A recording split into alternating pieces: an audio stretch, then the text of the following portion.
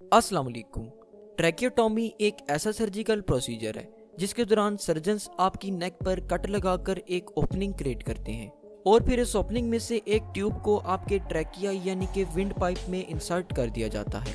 लेकिन क्या आप जानते हैं कि ये प्रोसीजर आखिर क्यों और कैसे परफॉर्म किया जाता है? देखिए, अगर किसी भी वजह से हमारे सांस लेने का रास्ता ब्लॉक हो जाए तो इस सूरत में ये प्रोसीजर हमें सांस लेने में मदद करने के लिए हवा का रास्ता फराहम करता है।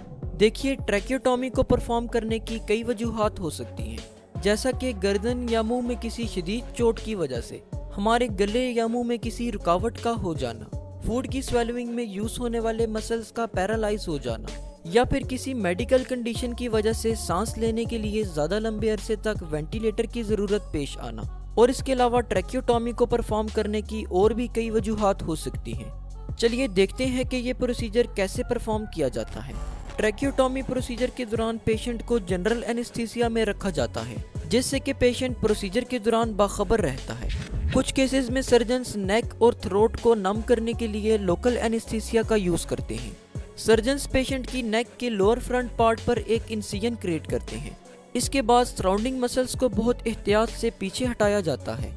इसके बाद सर्जन्स थायराइड ग्लैंड के स्मॉल पोर्शन को कट करते हैं, जिससे कि पेशेंट का विंड पाइप यानी कि ट्रैकिया एक्सपोज हो जाता है। सर्जन्स विंड पाइप में ट्रैकियोस्टॉमी होल क्रिएट करते हैं और फिर ट्रैकियोस्टॉमी ट्यूब को इस होल के अंदर इंसर्ट कर दिया जाता है।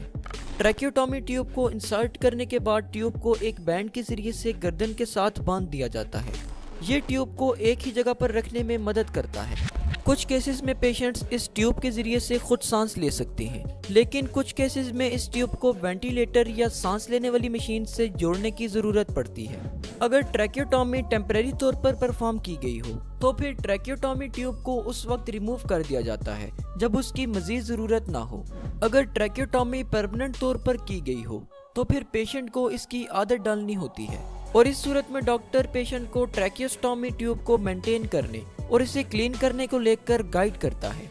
तो होप सो आज की इस वीडियो से आपको कुछ ना कुछ जरूर नया जानने को मिला होगा। जाते जाते हमारे सेकंड यूट्यूब चैनल डिमिस्टिफाइंग साइंस को विजिट करके जरूर सब्सक्राइब कीजिएगा। शुक्रिया, अल्लाह हाफिज।